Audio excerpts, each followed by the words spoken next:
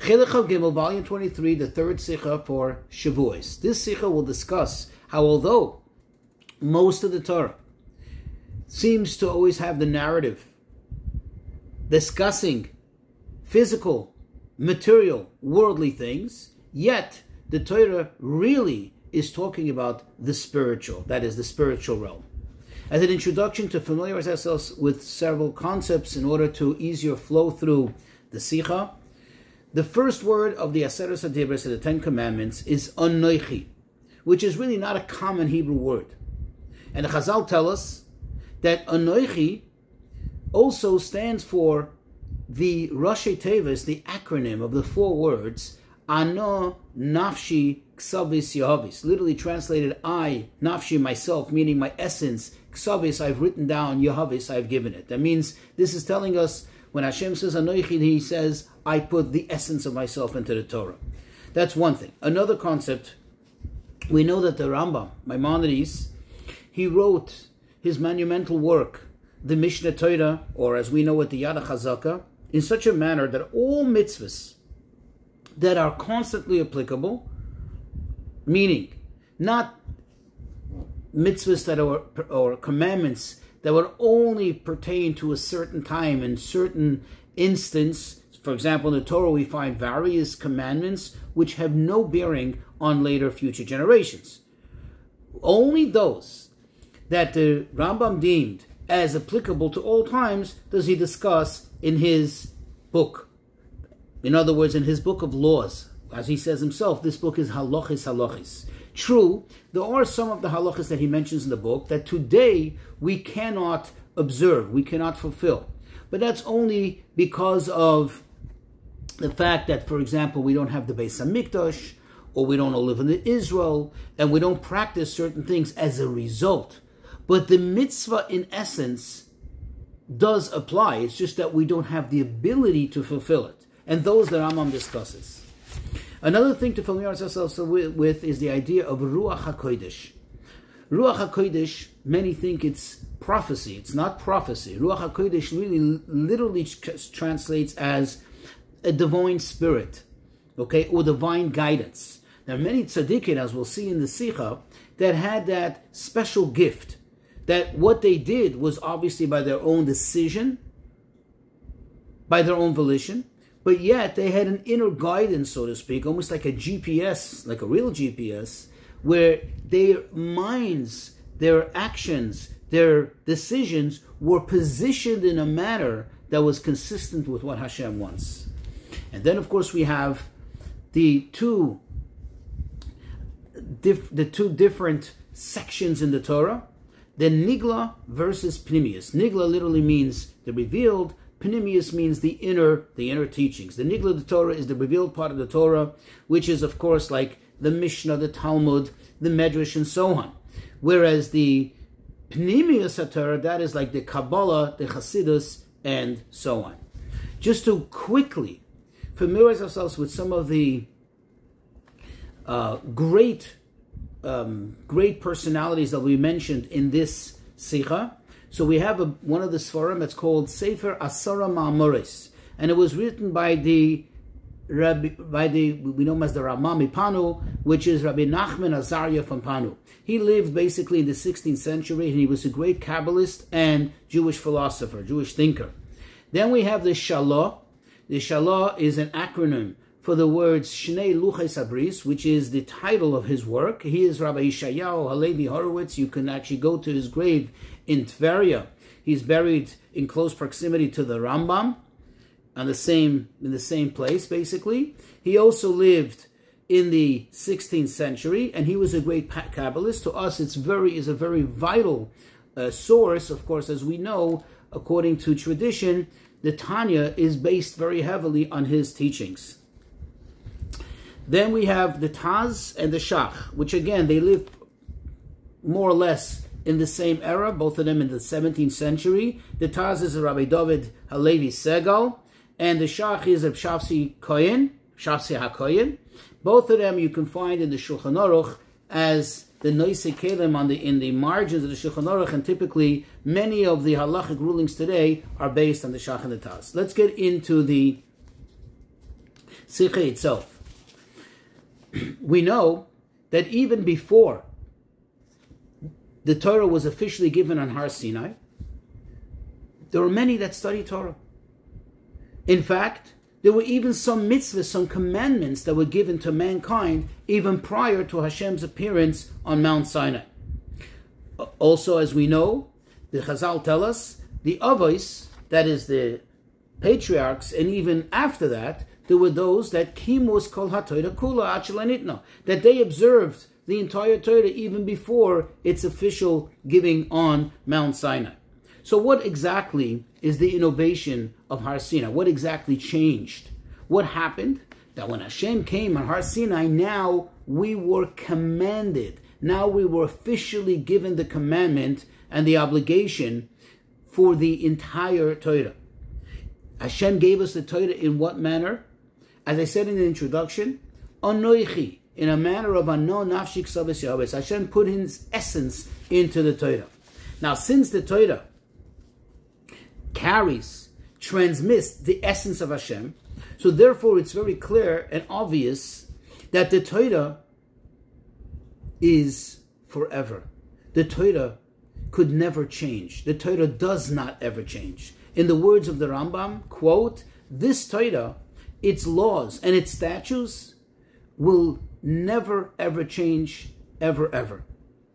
Now, we do find that before Matan Torah, there were also some commandments, as we mentioned before. But those commandments were more, so to speak, of the benefit of the mankind. It was, so to speak, for the purpose of mankind. And therefore we find that from time to time they changed. Either they increased or sometimes varied. For example, the commandments that Adam HaRishon got, and later the commandments that Noach got. They changed somewhat. They were increased. They varied in accordance with the times. Later, Avrohom Avinu received even different commandments, somewhat different than that. Again, an increase in the commandments. But they were constantly evolving and changing. Why? Because the primary objective of the mitzvahs that were prior to Matan Torah was more so for the benefit of mankind. And therefore, since humans change, circumstances change, the world changes, continuously adopting and evolving, therefore, the mitzvahs that they received, the commandments they received, also adopting and evolving likewise, equally to that. However, when it comes to Matan Torah, when Hashem gave His essence to us, in other words, it's not just about us, it's about Him coming down into the world. As we said, Anoichi, Ano Nafshis Ksavis Yahavis. Now going forward, there is no change. There is no increase or decrease in the Torah and its mitzvahs. That means every mitzvah that was given, every word that was said, or that is said in the Torah, is everlasting. And it's understood that this idea, that the Torah, this idea of the eternity of the Torah, the Nitzchus HaTorah, applies not only to Torah Shebiksav, to the written law, which is obvious, you cannot add or subtract even a letter. For example, if you do so, a Torah would be puzzle. It would be rendered invalid. It's not a kosher Torah if you even add one letter or subtract one letter. But this idea applies not only to Torah Shebiksav, where it's obvious, but even to Torah Shebal Peh, to the oral law. If you look in the Gemara, if you look in the Medrash, and so on and so forth, every single thing, even the anecdotes, even the questions, even the suggestions, all that is all from Hashem. Now here comes the question. This being the case, we find throughout Shas, throughout the Gemara, that is throughout the Talmud, in various places that the Gemara discusses trufos and refuos, all kinds of remedies and even omens for various ailments and things like that. But the fact is that it's said in later commentaries and halachic authorities that these are, most of them, if not even all, no longer applicable. Why? Quote, because nature has changed. Things have changed. We're not the same. And therefore, those remedies that were discussed at that time, 2,000 years ago, and quoted in the Talmud, they no longer are effective now. They're no longer applicable. Perhaps they can even be detrimental to a person's health. Now, the question is, this doesn't make sense.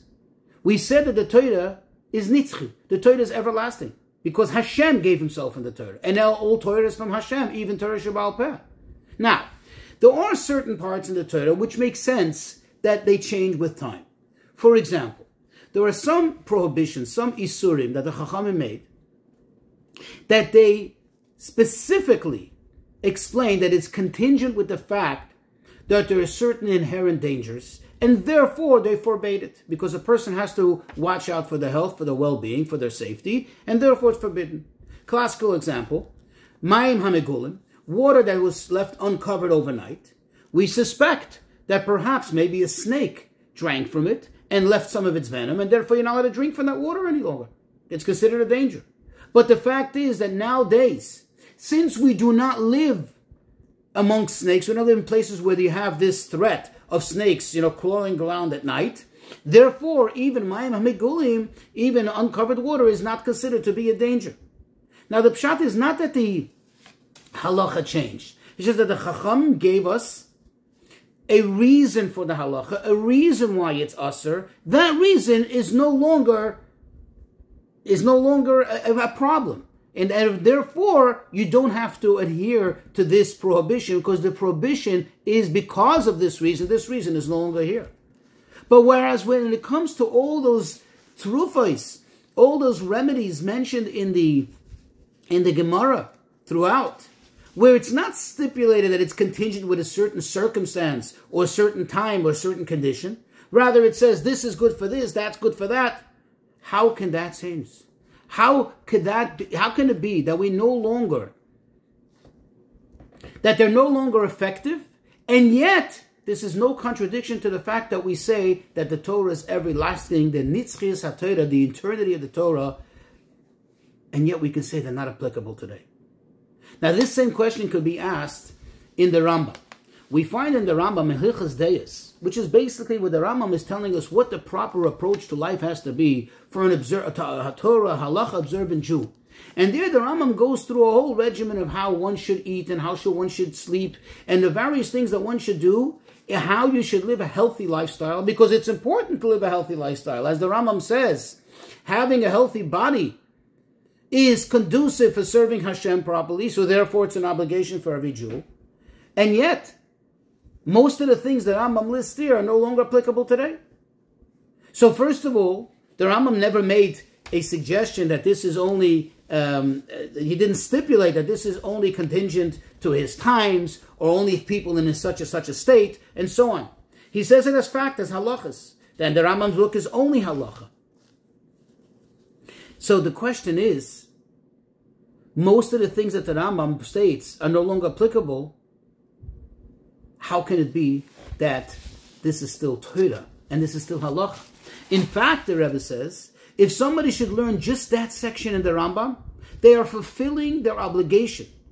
They are now doing the mitzvah of learning Torah. So they're learning something that has no application today, that seems to be totally non-valid today, and yet this is Torah. Says the Rebbe, the explanation to this, by first prefacing a very general idea, general concept when it comes to Torah and mitzvahs. We know the famous rule that the Ramon Pano brings in his work, Asara Mamoris, that he says, quote, HaTorah midaberes be'etzem b'elyonim, that in essence the Torah speaks about the elyonim, the lofty worlds, the higher worlds. However, v'roimezes b'tachtonim, that it hints in the lower worlds. That means when we read something in the Torah, he says, you're reading something about an episode that happened here, about a narrative of another thing, about a physical object, about a cow, about a bread, about this, about that. Really, the Torah is talking about spiritual, lofty matters. It's thus just that the Torah hints it and is expressing it in a physical, material metaphor, so to speak. The Shalah HaKadosh actually expounds on this, and he explains. This doesn't mean that the Torah speaks mainly in Gashmias and just happens to be hinting to what's going on in the upper worlds. No, he says, in essence, when you learn Torah, you should know the Torah is speaking about the upper worlds. It's just the language that he uses. the way it expresses itself, the way the Torah, so to speak, gives away hints to what it's talking about, is by giving us Gashmias Dika, by giving us material examples. Now, certainly, and it's obvious, that when the Torah tells us a story, the Torah says Avraham Avinu went here, or Yaakov Avinu did this with the sheep, and so on and so forth, it's obvious that Ein Mikra Yotzei Midei Pshutai, that indeed happened. That's a fact. And you cannot deviate from it. You cannot just say, oh, it's metaphor, it's just some homiletics. No, that exactly the way it's described in the Torah is exactly what happened with all details. So what is the Shalah saying? What does this mean? What it's saying is that what appears in the Torah is actually what happened. But the fact that Hashem chose to tell us, the fact that Hashem chose to give us that narrative, is not because He wants us to know the actual event that took place, so to speak, in this physical world, but rather Hashem is revealing to us, Hashem is exposing to us, by means of this narrative, as a hint to what's going on in the spiritual worlds. And the same thing is in the mitzvahs. That the truth, the bottom line is that the mitzvahs have to be observed literally in the physical matter, in the literal physical matter. That means one cannot just meditate on the mitzvahs, one cannot just talk about the mitzvahs, one cannot just study about the mitzvahs, one needs to actually do the mitzvah. But it's obvious that when we do the physical mitzvah, you put on tefillin, you shake a lulav and esrog. What are you doing? You're just shaking a physical object. What really are you doing? So we all understand that it's not just a physical, it's not just the material deed that's being done here, but rather through that, we are effectively triggering the spiritual effect that happens through it. So we see the same idea. Where we're dealing with down here, you have to actually physically put on the tefillin. You have to actually physically shake the lulav and the esrog. But it's not just about that. What it is it's about the spiritual aspect of it. And at the bottom line is that the essence of Torah mitzvahs is the spiritual.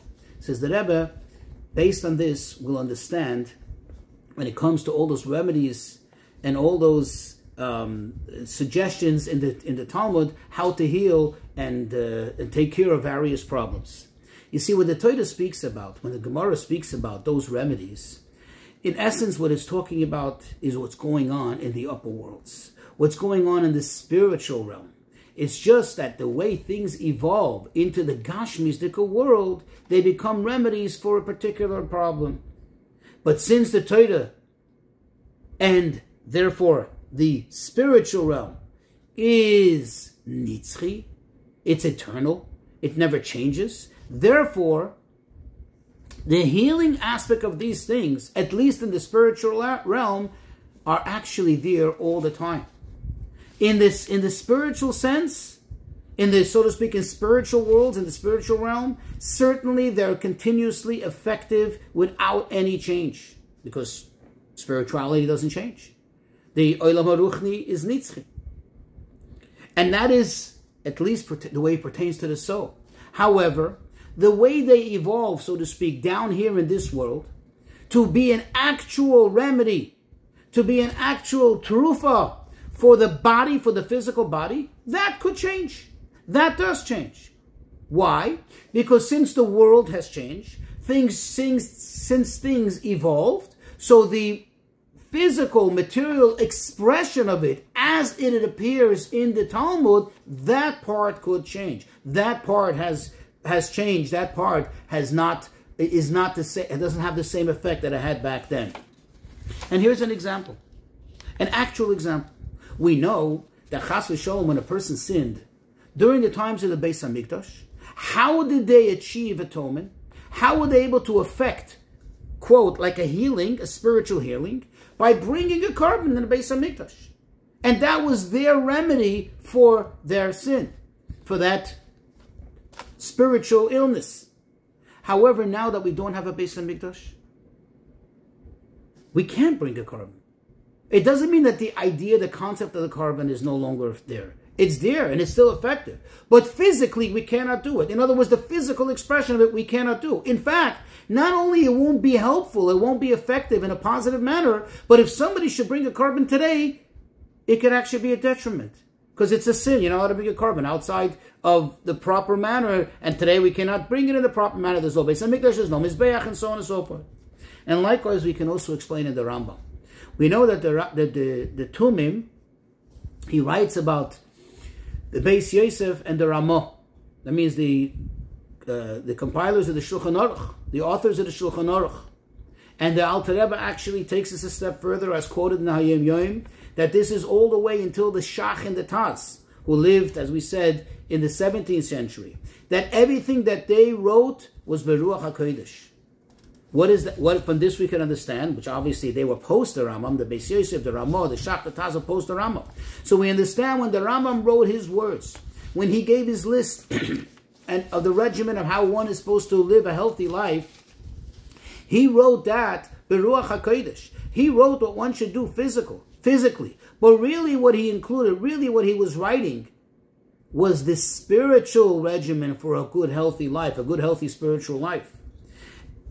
Because as we said, the Torah speaks in this world, but really what it's talking about is the upper worlds. And therefore, the bottom line is what he was transmitting was the spiritual aspects of it, of what he was, of the spiritual aspects of a healthy life. It's just that he was expressing it in Gashmizdika thing. And this idea, we also have in the learning of Torah. We have it specifically in Torah learning. When we learn, for example, Nigla the Torah, when you learn Gemara, when you learn Mishnah, which, by the way, that you need in order to decide halacha. Halacha can be decided exclusively and only absolutely from Nigla the Torah, from the revealed part of Torah, which, as we said before, the revealed part of Torah typically speaks about, discusses matters which have to do with worldly things. It talks about the world, this world. It discusses physical, material things. A cow, a field, a slave, money matters, and so on and so forth. But it's the only way that you can determine halacha. Now, it's understood that when you learn Nigla the Torah, you're not just learning about a cow. You're not just discussing matters of money. You're not just talking about a field. What you're really talking about, you're really discussing is Hashem's chachma, Hashem's wisdom, and Hashem's ratzon, Hashem's desire as it expresses itself in these worldly things. So when a person learns Nigla the Torah, they're attached to the Nigla the Torah, to the revealed part of the Torah, but at the same time, what they're really thinking, what they're really appreciating is the fact that this, deep down, is Hashem's chachma. And this is the ultimate, that the physical part in the Torah expresses what really is going on in this spiritual part of the Torah. It's just that we need to say it in physical words. It says the Rebbe, through increasing in these two sections of the study of the Torah, which is Nigla the Torah and Nista the Torah, will come to this, will be Zoicha, will merit to the Torah of Mashiach, which there will be clear and obvious that it's all talking about the Spirit. Over there, it's already going to be after the world, as the world is already going to be in its elevated state. And then, as it says, the Alter Rebbe says in Igeres HaKodesh, that then the objective will not be to be mevarer the world, to cleanse the world, to elevate the world, but rather, when we do Torah mitzvahs,